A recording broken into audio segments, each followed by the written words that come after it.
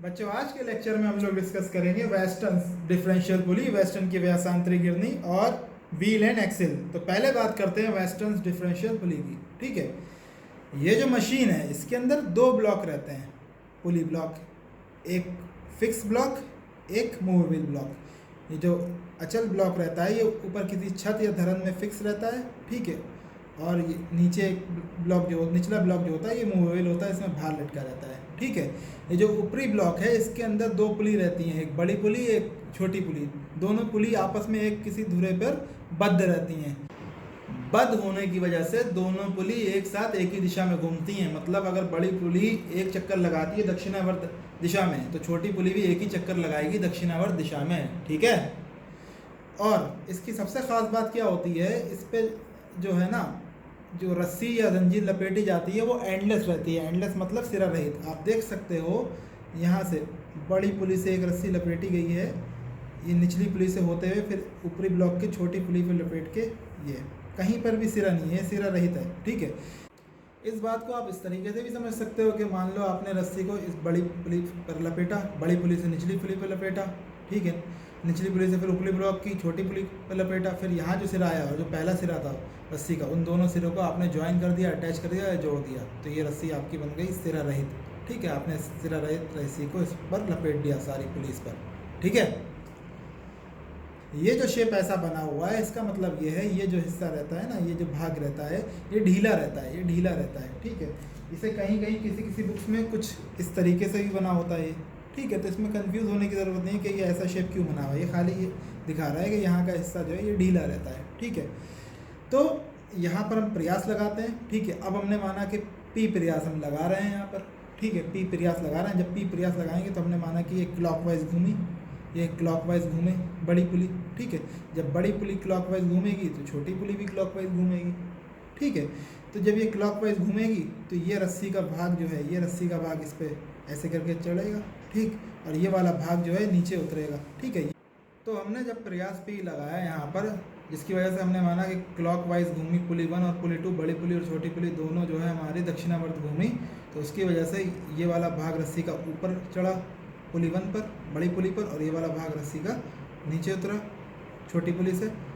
ठीक है, यहाँ से ये वाली पुली, छोटी वाली जो पुली है, ये रस्सी को यहाँ से लपेट कर यहाँ से नीचे की ओर उतार रही है, यहाँ से लपेट रही है और नीचे की ओर उतार रही है। ठीक, ठीक है, ये जो भाग है इसे हमने ए भाग मान लिया, इस भाग को बी भाग मान लिया। ठीक है, और चूंकि हम फ्रिक्शन लेस मानते हैं, घर्षण रहित मानते हैं, और एक ही रस्सी का इस्तेमाल हुआ है, तो इसमें हम जो तनाव मानेंगे वो टी, ठीक तनाव मानेंगे वो बराबर मानेंगे हर जगह। मतलब टी तो मैंने मान लिया है, आप कुछ भी मान लो, टी तनाव मान लिया है। ठीक है, वो जो टी तनाव बल है वो पूरे रस्सी में बराबर मानते हैं क्योंकि फ्रिक्शन लेस होता है। ठीक है, तो यहाँ पे टी दिखाया है बाहर निकलता हुआ, यहाँ पे बाहर निकलता हुआ दिखाया है, क्योंकि पुली के रेस्पेक्ट में दिखाएंगे तो ये बाहर जाता हुआ, इस पुली के रेस्पेक्ट में बाहर जाता हुआ, इस पुली के रेस्पेक्ट में ये बाहर जाता हुआ। ठीक है, अब मैंने मान लिया ये जो बड़ी पुली है इसका व्यास जो है वो मैंने मान लिया कैपिटल डी। ठीक है, कैपिटल डी, और छोटी पुली का व्यास मान लिया स्मॉल डी, छोटी पुली का व्यास मान लिया स्मॉल डी। ठीक, अब एक इम्पॉर्टेंट बात यह है कि अगर बड़ी पुली एक चक्कर घूमती है, पी प्रयास लगाने पे एक चक्कर घूमी, ठीक, पी प्रयास लगाने पे ये एक चक्कर घूमी, तो छोटी पुली भी एक चक्कर घूमेगी। तो बड़ी पुली अपने एक चक्कर में कितनी दूरी कवर करेगी, बड़ी पुली का व्यास जो है, बड़ी पुली है उसका व्यास जो है वो है कैपिटल डी। ठीक है, वो अपने एक चक्कर में कितनी दूरी कवर करेगी, वो दूरी कवर करेगी पाई डी, अपने परिधि के बराबर। ठीक है, और छोटी पुली का व्यास है स्मॉल डी, तो छोटी पुली अपने एक चक्कर में कवर करेगी पाई डी दूरी। ठीक, छोटी पुली अपने एक चक्कर में पाई डी दूरी कवर करेगी। तो जाहिर सी बात है, मतलब कवर करने मतलब पाई डी दूरी चलेगी बड़ी पुली और पाई स्मॉल डी दूरी चलेगी छोटी पुली अपने एक चक्कर में। ठीक है बच्चों, हमेशा एक चीज़ याद रखना कि जब भी कोई सर्कुलर चीज़ हो, वृत्ताकार, चाहे वो व्हील हो, चाहे वो टायर हो, चाहे वो पुली हो, और हम बोलते हैं हमने उसे एक चक्कर घुमाया, जब भी किसी सर्कुलर चीज़ को हम एक चक्कर घुमाते हैं, ठीक है, तो हमसे अगर कोई पूछ ले या हमें निकालना हो कि भाई वो कितनी दूरी तय करेगा या कितनी दूरी चलेगा, तो हमेशा कोई भी सर्कुलर चीज़ को जब हम एक चक्कर घुमाते हैं तो वो अपनी सरकमफ्रेंस परिधि के बराबर दूरी तय करता है, मतलब पाई डी या 2πr। ठीक है, वो कितनी दूरी चलेगा, पाई डी या 2πr, जब हम उसे एक चक्कर पूरा घुमाते हैं। ठीक है, है। अब सबसे इम्पोर्टेंट बात, जो इस पर रस्सी लपेटी गई है, जितनी पुली एक चक्कर में चलेगी उतनी ही उसकी उस पर जो लपेटी गई रस्सी है वो उतनी ही दूरी चलेगी। तो बड़ी पुली पे जो रस्सी लपेटी गई है वो कितनी चलेगी, पाई डी दूरी, और छोटी पुली पे जो रस्सी लपेटी गई है, ठीक है, वो दूरी कितनी चलेगी, पाई स्मॉल डी। ठीक है, तो ये जो जब ये एक चक्कर घूमेगी तो ये रस्सी कितने नीचे आएगी, पाई कैपिटल डी। पाई कैपिटल, भाई एक चक्कर में ये पाई डी दूरी चलेगी बड़ी पुली, तो पाई कैपिटल डी जैसी है, तो प्रयास कितना नीचे आ जाएगा, पाई कैपिटल डी। प्रयास के द्वारा कितनी दूरी चली जाएगी, पाई कैपिटल डी। और जब ये एक चक्कर घूम रही है तो एक भाग इसके ऊपर लिपटेगा, तो एक भाग इस पर कितना लिपट रहा है, पाई कैपिटल डी। और छोटी पुली भी एक चक्कर बड़ी पुली एक चक्कर घूम रही है तो छोटी पुली भी एक चक्कर घूमेगी, तो इस पे जो बी भाग है वो कितना नीचे उतरेगा, नीचे चलेगा, वो बी भाग वो चलेगा पाई स्मॉल डी। ठीक है, पुली वन बड़ी पुली मानी है, पुली 2 छोटी पुली मानी है। तो पुली 1 के द्वारा घूमने की दिशा में, घूमने की दिशा ये है, क्लॉकवाइज मानी है, घूमने की दिशा में एक चक्कर में कितनी दूरी चली, पाई कैपिटल डी। ठीक है, और पुली 1 के एक चक्कर में रस्सी पाई डी दूरी चलेगी। ठीक है, रस्सी पाई डी दूरी चलेगी। ठीक, रस्सी कितनी दूरी चली, पाई डी। भाई एक चक्कर ये लगाएगी तो ये जो रस्सी है कितनी दूरी चलेगी, पाई डी। तो पी का जो क्रिया बिंदु है वो कितनी दूरी नीचे चला, पाई डी। भाई जब ये एक चक्कर चली तो पी कितना, ये रस्सी है कितनी दूरी नीचे चली, पाई डी। तो पी प्रयास हम यहाँ पे लगाना, तो कितना पी नीचे मूव हो गया, नीचे चला। पी का क्रिया बिंदु कितने नीचे विस्थापित होगा, पाई कैपिटल डी। ठीक है, उसके बाद अगर हम गौर से देखें, जो निचली पुली है ये, ठीक है, इसके साइड में एक भाग ए है, एक भाग दो भागों के बीच में है रस्सी के, बी भाग और ए भाग। अब ए भाग क्या है, जब बड़ी पुली ऐसे एक चक्कर घूमेगी क्लॉकवाइज तो एक भाग इस पे लिपटेगा बड़ी पुली पे। तो कितना लिपटेगा, जितनी दूरी वो चल रही है एक चक्कर में, पाई कैपिटल डी।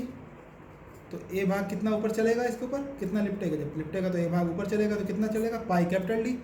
ऐसे ही जब बड़ी पुली एक चक्कर घूम रही है क्लॉकवाइज तो भाई छोटी पुली भी एक ही चक्कर घूमेगी। ठीक है, जब छोटी पुली एक चक्कर घूमेगी तो ये जो बी भाग है ये नीचे, ये भाई इस पर से उतरेगी ये रस्सी, जब ये नीचे उतरेगी तो बी भाग जो है नीचे विस्थापित होगा। जब बी भाग नीचे विस्थापित होगा तो कितना विस्थापित होगा, पाई डी। एक ही चक्कर में पाई डी दूरी नीचे आएगा भाग बी। ठीक है, ठीक है, तो भाग ए द्वारा ऊपर चली गई दूरी कितनी हो गई, पाई डी। भाग ए द्वारा ऊपर चली गई दूरी हो गई पाई डी, क्योंकि भाग ए जो है वो बड़ी पुली पर रस्सी लिपटने के कारण ऊपर विस्थापित हो रहा है। तो बड़ी पुली पर रस्सी उसकी परिधि के बराबर लिपटेगी। बड़ी पुली की परिधि कितनी है, पाई डी। तो जितनी बड़ी पुली पर रस्सी लिपटेगी उतना ही भाग ए ऊपर विस्थापित हो जाएगा। तो भाग ए कितना ऊपर विस्थापित होगा, पाई डी। इसी तरीके से भाग बी जो है वो छोटी पुली से रस्सी उतरने के कारण नीचे विस्थापित हो रहा है। भाग बी जो है नीचे विस्थापित क्यों हो रहा है, क्योंकि छोटी पुली से रस्सी उतर रही है। ठीक है, और छोटी पुली से रस्सी कितनी उतरेगी, जितनी उसकी परिधि है, मतलब स्मॉल पाई डी। तो विस्थापन कितना हो जाएगा भाग बी का, भाग बी द्वारा नीचे चली गई दूरी कितनी हो जाएगी, स्मॉल पाई डी। और इम्पॉर्टेंट है, ये सिरा रहित है। जब हम प्रयास लगाते हैं तो एक सिरा रहित है। जब हम प्रयास लगाते हैं तो एक भाग ऊपर चढ़ रहा है, ठीक है, और एक भाग नीचे उतर रहा है। ठीक है, तो पुली कैसे ऊपर मूव हो रही है, जो भार ऊपर जाता है। ठीक है, उसका रीज़न ये है क्योंकि हमें पता है पाई डी जो है वो बड़ी है पाई डी से, भाई ये ज़्यादा है इससे। ठीक है, तो ज़्यादा रस्सी जो है ऊपर लिपट रही है और कम रस्सी नीचे उतर रही है। तो जब ज़्यादा रस्सी ऊपर लिपटेगी और कम रस्सी नीचे उतरेगी तो इन जो पुली है ना ये ऊपर की ओर मूव हो जाएगी। ये पुली जो है ऊपर की ओर मूव इसीलिए हो रही है, ऊपर की ओर विस्थापित इसीलिए हो रही है क्योंकि ज़्यादा भाग जो है रस्सी का ऊपर चढ़ रहा है और कम भाग नीचे उतर रहा है, क्योंकि पाई डी बड़ा होता है। भाई जाहिर सी बात है डी बड़ी है स्मॉल डी से, तो ये वैल्यू बड़ी होगी इससे। जब ये वैल्यू इससे बड़ी होगी तो ज़्यादा भाग रस्सी का ऊपर जा रहा है और कम भाग नीचे आ रहा है, तो जाहिर सी बात है ये पुली जो है ऊपर मूव करेगी, छोटी वाली ऊपर मूव कर जाएगी, विस्थापित हो जाएगी। तो कितना ऊपर विस्थापित होगी ये भी बात है। सबसे बड़ी बात, सबसे पहली बात ये है कि जो रस्सी की चली गई दूरी वो कितनी हो जाएगी। भाई रस्सी ऊपर चढ़ रही है और नीचे भी उतर रही है, तो टोटल रस्सी की चली गई दूरी कितनी हो जाएगी, pi D minus pi D, pi capital D minus pi small D. एक भाग ऊपर चल रहा है, दूसरा भाग नीचे उतर रहा है, तो टोटल। और हमें मालूम है जितनी रस्सी के द्वारा चली गई दूरी होती है, क्योंकि ये मूवेबल पुली जो है, चल पुली जो है, वो इन दोनों के मध्य में है, ठीक है। तो जितना रस्सी के द्वारा चली गई दूरी होती है उसकी आधी दूरी जो है पुली ऊपर मूव करती है, उसकी आधी दूरी जो है पुली ऊपर मूव करती है। तो पुली के द्वारा चली गई दूरी कितनी हो गई, pi D minus pi D upon 2, pi capital D minus pi D upon 2, इतनी दूरी से ऊपर पुली उठेगी, ठीक है। अब चूंकि इसी पुली पे भार लटका हुआ है, ठीक है, इसी ब्लॉक में भार लटका हुआ, जितनी पुली ऊपर मूव करेगी उतना ही भार ऊपर मूव करेगा। तो पुली कितना ऊपर विस्थापित हो रही है, pi D minus pi D upon 2, तो भार के द्वारा चली गई दूरी कितनी होगी, pi D minus pi D upon 2, ठीक है। तो वेग अनुपात क्या होता है, प्रयास p द्वारा चली गई दूरी और भार w द्वारा चली गई दूरी, तो pi D upon pi D minus pi D upon 2, तो 2d upon D minus D, 2r upon r minus r, r त्रिज्या है, d व्यास तो r त्रिज्या है बड़ी पुली और छोटी पुली की, ठीक है। अगर आदर्श स्थिति है तो दक्षता 100% होगी, एफिशिएंसी 1 हो गई, तो एम ए बराबर वी आर हो जाएगा, यांत्रिक लाभ बराबर वेग अनुपात, ठीक है। अगर इस घिरनी पर दांत होते हैं, अगर इस घिरनी पर दांत बने होते तो रस्सी चेन का इस्तेमाल होता है, ठीक है। तो फॉर्मूला बन जाएगा वेग अनुपात का 2t1 upon t1 minus t2, ठीक है। t1 बड़े पुली पर दांतों की संख्या और t2 छोटी पुली पर दांतों की संख्या, ठीक है। वेस्टर्न डिफरेंशियल पुली में जब हम रस्सी का इस्तेमाल करते हैं तो स्लिप के चांस रहते हैं, लेकिन जब हम चेन का इस्तेमाल करते हैं तो स्लिप के चांस नहीं रहते हैं। नेक्स्ट टॉपिक है व्हील एंड एक्सिल, पहिया तथा धुरा। ये भी एक सिंपल मशीन है, इसके अंदर एक पहिया रहता है, एक धुरा रहता है, दोनों आपस में बद्ध रहते हैं, ठीक है।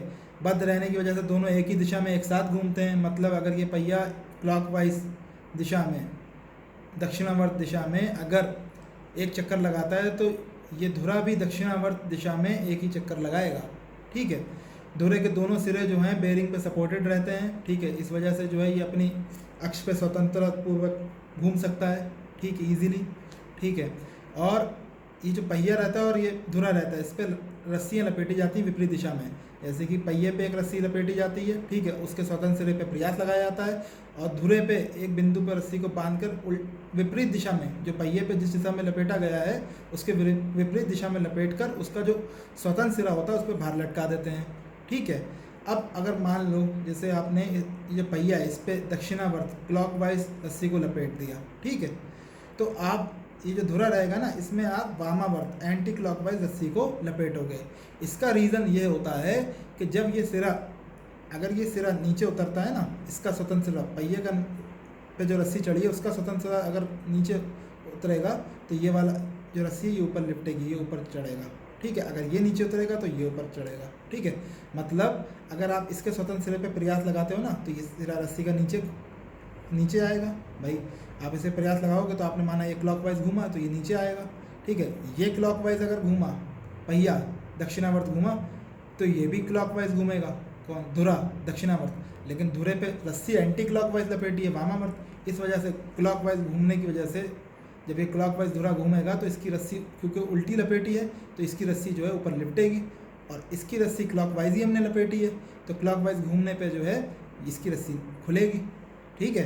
तो जैसे ही हम इस पर प्रयास लगाएंगे तो हमने माना ये क्लॉकवाइज घूमा, ठीक है, रस्सी खुलती चली गई, ठीक है, और इसकी रस्सी ऊपर लिपटती चलेगी। इसी वजह से जब हम इस पर प्रयास लगाते हैं तो ये रस्सी ऊपर लिपटती है और भार हमारा उठ जाता है, ठीक है। दूसरी बात, अगर इसका पहिए का हमने व्यास कैपिटल डी माना और धुरे का व्यास स्मॉल डी माना, ठीक है, तो एक चक्कर में पहिया कितनी दूरी कवर करेगा, अपने परिधि के बराबर, मतलब पाई कैपिटल डी दूरी कवर करेगा एक चक्कर में। और ये धुरा कितनी एक चक्कर में दूरी कवर करेगा, पाई स्मॉल डी, क्योंकि एक चक्कर ये लगाएगा तो एक चक्कर ये भी लगाएगा क्योंकि दोनों बद्ध हैं, ठीक है। अब चूंकि पहिया क्लॉकवाइज घूमेगा अगर, ठीक है, पहिया मान रहे हैं क्लॉकवाइज घूम रहा है, ठीक है, एक चक्कर लगा रहा है क्लॉकवाइज, तो पाई डी दूरी कवर कर रहा है, ठीक है। तो उसके ऊपर जो रस्सी जो लिपटी हुई है ना, जो उसके ऊपर रस्सी लिपटी है वो भी पाई डी दूरी ही कवर करेगी, ठीक है। पाई कैपिटल डी दूरी ही चलेगी वो रस्सी। तो मतलब ये जो प्रयास है ना, जब ये रस्सी खुलेगी तो पाई डी दूरी पाई डी दूरी चलेगा प्रयास नीचे की ओर। जब हमने इस पर प्रयास लगाया तो क्योंकि ये पाई डी घूमा, ठीक है, तो पाई डी डिस्टेंस इसने कवर करी, पाई डी दूरी कवर करी किसने, पहिए ने, तो ये जो प्रयास है ये भी पाई डी ही चलेगा, ठीक है। और ये धुरा है, ये घूमने पर, ये क्लॉकवाइज घूमने पर, दक्षिणावर्त घूमने पे ये रस्सी लिपट जाएगी इसको, जब लिपटेगी तो बाहर ऊपर उठेगा, तो ये रस्सी कितनी दूरी ऊपर चलेगी, जितना ये दूरी चलेगा, ये कितना चलेगा, स्मॉल पाई डी। तो ये वाली रस्सी, ये जो सिरा ये ऊपर कितना मूव करेगा, स्मॉल पाई डी, ठीक है। तो डब्लू कितना ऊपर मूव करेगा, कितनी ऊपर दूरी चलेगा, स्मॉल पाई डी, और प्रयास कितना नीचे मूव करेगा, कैपिटल पाई डी, ठीक है। तो वेग अनुपात क्या हो जाएगा, प्रयास के द्वारा चली गई दूरी अपॉन भार के द्वारा चली गई दूरी, ठीक है। तो कितना हो जाएगा, पाई capital D upon pi D, मतलब डी अपॉन डी, मतलब आर अपॉन आर, आर त्रिज्या हो गई बड़े पहिए की, कैपिटल आर हो गई पहिए की, और स्मॉल आर हो गई किसकी, धुरे की, ठीक है। तो अगर आदर्श स्थिति हम मानते हैं तो एफिशिएंसी दक्षता कितनी हो जाएगी, 100%, ठीक है, मतलब 1/100, मतलब एम ए बराबर वी आर, तो एम ए भी हमारा हो जाएगा आर अपॉन आर, ठीक है। बच्चों अब न्यूमेरिकल डिस्कस करते हैं। तो पहला न्यूमेरिकल है, एक वेस्टर्न वैशांतरी घिरनी के ऊपरी ब्लॉक में घिरनियों की त्रिज्याएं 10 सेंटीमीटर तथा 9 सेंटीमीटर हैं, तो 80% दक्षता पर 80 न्यूटन के बल द्वारा कितना भार उठाया जा सकता है। मतलब जो ऊपरी ब्लॉक रहता है वेस्टर्न डिफरेंशियल पुली का, उसमें जो पुली हैं उनकी त्रिज्याएं हैं 10 सेंटीमीटर और 9 सेंटीमीटर। दक्षता अगर 80% है तो 80 न्यूटन के प्रयास से आप कितना भार उठा सकते हो। तो माना कि बड़ी वाली पुली की त्रिज्या कैपिटल आर है, तो उसकी वैल्यू कितनी है, 10 सेंटीमीटर, और छोटी वाली पुली की त्रिज्या है स्मॉल आर, और उसकी वैल्यू कितनी है, 9 सेंटीमीटर। दक्षता कितनी दी है, 80%, मतलब 80/100, मतलब 0.8, ठीक है। अब हमने माना प्रयास कितना लगाया, पी की वैल्यू कितनी दी हुई है, 80 न्यूटन, ठीक है। तो सबसे पहले इसमें पूछा क्या गया, कितना भार उठा लेंगे, हमने माना डब्लू भार उठा लेंगे, तो डब्लू हमसे पूछा गया है, ठीक है, ठीक। तो सबसे पहले हम क्या निकालेंगे, सबसे पहले हम वेग अनुपात निकाल लेते हैं। वेग अनुपात क्या होगा, वी आर बराबर 2r upon r minus are, ठीक है।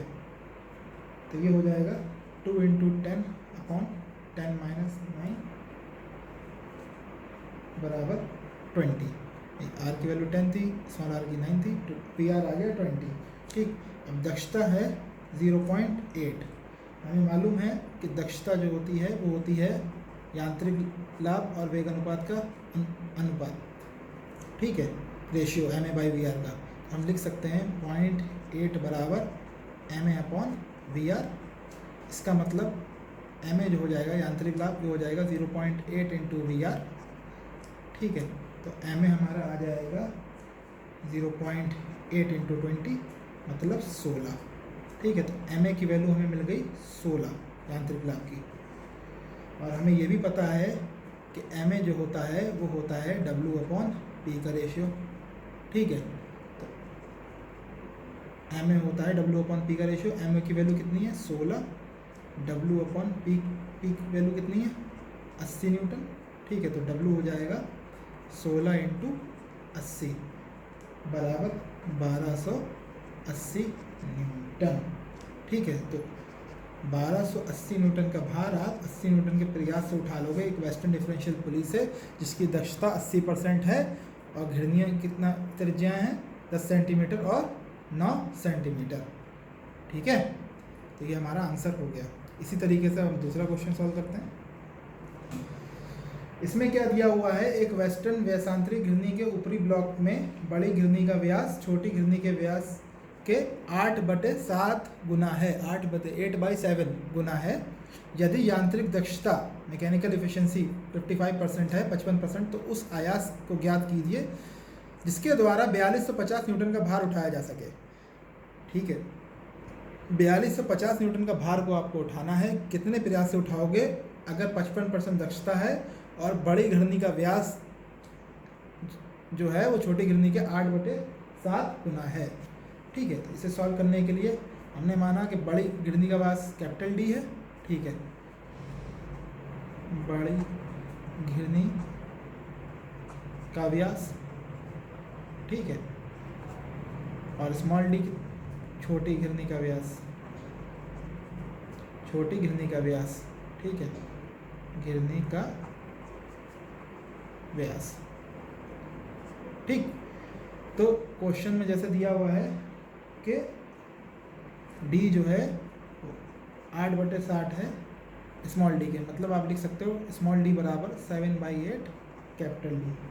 ठीक, और आपको क्या दिया हुआ है, दक्षता, दक्षता दी हुई है 55%, मतलब 55/100, मतलब 0.55, ये आपको दक्षता दी हुई है।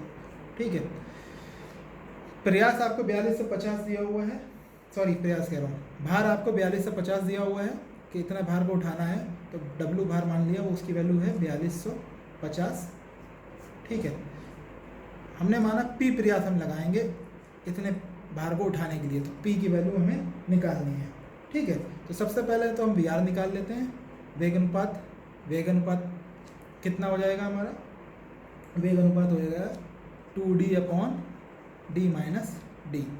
ठीक है, तो 2D/D माइनस स्मॉल डी की वैल्यू क्या थी 7/8D, वो आप यहाँ रख लो। ठीक है, तो ये वी आर बन जाएगा 2D/8D माइनस 7D/8, तो बराबर 16D/D बराबर 16, तो वी आर की वैल्यू आ गई 16। ठीक है, वी आर की वैल्यू आ गई 16। ठीक है, अब दक्षता होती है MA/VR।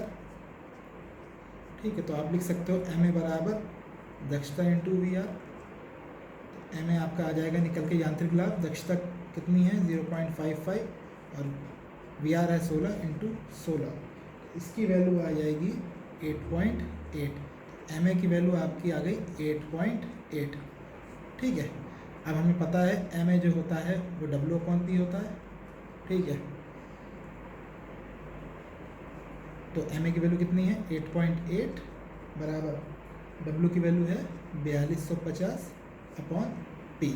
ठीक है, तो P की वैल्यू आ जाएगी 4250/8.8। ठीक है, तो P की वैल्यू आई निकल के फाइनल 482.95। ठीक है, न्यूटन आंसर।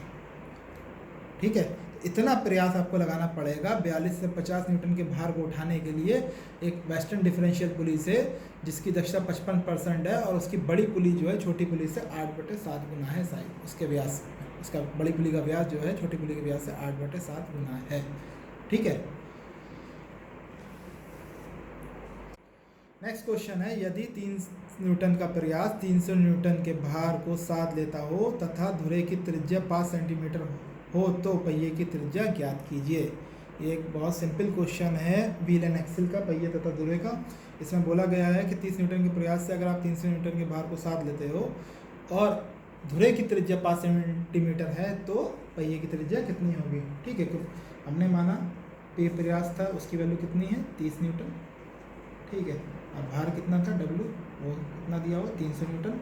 ठीक है, स्मॉल r हमने मान ली त्रिज्या थी किसकी, धुरे की, उसकी वैल्यू कितनी है 5 सेंटीमीटर, और कैपिटल R मान ली हमने पहिए की त्रिज्या, जिसको जो हमें निकालनी है कितनी होगी। ठीक है, अब हमें मालूम है कि MA बराबर होता है W/P, तो ये हो जाएगा 300/30 बराबर 10।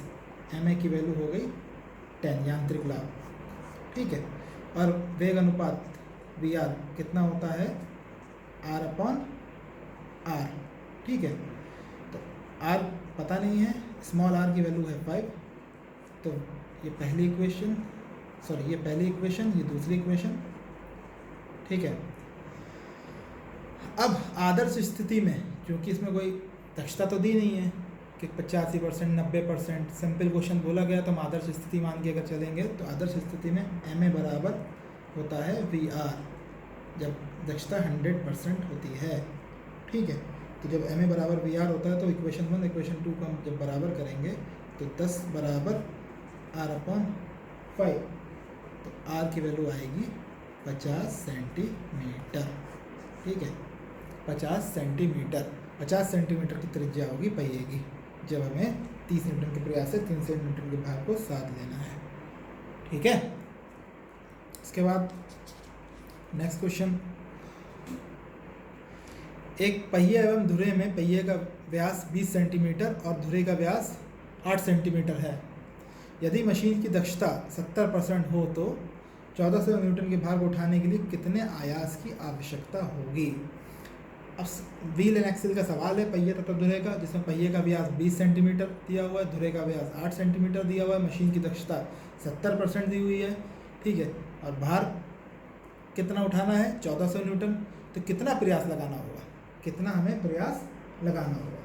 ठीक है, सॉल्व करते हैं इसे। ठीक, पहिए का व्यास हमने, पहिए का व्यास दिया हुआ है तो ये हमने मान लिया कैपिटल डी, कितना दिया है 20 सेंटीमीटर, धुरे का व्यास 8 सेंटीमीटर, स्मॉल डी मान लिया 8 सेंटीमीटर। ठीक है, दक्षता 70%, मतलब 70/100 मतलब 0.7। ठीक है, भार डब्लू मान लिया, कितना भार उठा रहे हैं 1400 न्यूटन। ठीक है, आयास हमने मान लिया पी आयास लगाना, उसकी वैल्यू हमें निकालनी है। ठीक है, तो सबसे पहले हम निकालेंगे वेग अनुपात। ठीक, क्योंकि वेग अनुपात निकालने से हम दक्षता का इस्तेमाल करते हुए यांत्रिक लाभ निकाल लेंगे, और यांत्रिक लाभ का फॉर्मूला होता है W/P। ठीक है, जिससे हम P निकाल पाएंगे। ठीक है, तो VR बराबर होता है D/D। ठीक, या R/R, तो D/D से हम निकाल देंगे 20/8, तो ये आ जाएगा 2.5। ठीक है, डी कैपिटल डी क्या था पहिए का व्यास, और ये था धुरे का व्यास, तो इससे वेग अनुपात 2.5 आ गया हमारा। ठीक है, अब दक्षता है 0.7, और हमें ये भी मालूम है MA जो होता है वो होता है दक्षता इंटू VR। ठीक है, तो यांत्रिक लाभ हमारा आ गया MA बराबर 0.7 इंटू 2.5। ठीक है, तो ये वैल्यू आएगी आपकी 1.75, यांत्रिक लाभ की वैल्यू आ गई 1.75। ठीक है, और MA बराबर होता है W/P। ठीक है, तो MA की वैल्यू है 1.75, W कितना है 1400/P, P हमें निकालना है, तो P बराबर हो जाएगा 1400/1.75। ठीक है, ये निकल के आएगी 800 न्यूटन, P की वैल्यू आई 800 न्यूटन आंसर। तो P की वैल्यू आ गई 800 न्यूटन, मतलब 1400 न्यूटन के भार को उठाने के लिए हमें 800 न्यूटन का प्रयास लगाना पड़ेगा, जब मशीन की दक्षता कितनी है 70%, और पहिए का व्यास 20 सेंटीमीटर है और धुरे का व्यास 8 सेंटीमीटर है। ठीक है, इसके बाद एक चीज़ मुझे और बतानी थी आपको, जो मैं शायद भूल गया हूँ बताना। ठीक है, व्हील एंड एक्सिल पर के पहिए और धुरे पे हमने विपरीत दिशा में रस्सियाँ लपेटी हैं। विपरीत दिशा में हमने रस्सियाँ इसलिए लपेटी हैं, अगर हम इसे सेम दिशा में लपेट देते तो मैं जब प्रयास लगाता तो ये रस्सी नीचे खुलती, नीचे के लिए उतरती, और जब ये भी सेम दिशा में लपेटी होती तो ये भी नीचे के लिए उतरती रस्सी। अब मुझे भार को उठाना है प्रयास लगा के। ठीक है, अब मैं प्रयास लगाऊंगा तो भार नीचे जा रहा है, क्योंकि वो तो सेम दिशा में लपटी हुई हैं रस्सियाँ, तो इसलिए हम इसे विपरीत दिशा में लपेटते हैं कि मैंने अगर इसे क्लॉकवाइज लपेट दिया तो इसमें एंटी क्लॉकवाइज लपेट दूंगा, तो उससे क्या होगा, जब मैं नीचे प्रयास लगाऊंगा, जब प्रयास नीचे लगाऊंगा तो ये रस्सी तो नीचे उतरेगी और ये वाली रस्सी इस पर और लिपटेगी, जब ये और लिपटेगी इस पर तो ये रस्सी ऊपर के लिए उठेगी और भार ऊपर के लिए उड़ जाएगा, इसीलिए हम रस्सियों को विपरीत दिशा में लपेटते हैं। ठीक है बच्चों, आज के लेक्चर के लिए बस इतना ही। अगर लेक्चर अच्छा लगा हो तो वीडियो को लाइक कीजिए, चैनल को सब्सक्राइब कीजिए और वीडियो को शेयर कीजिए। Good bye.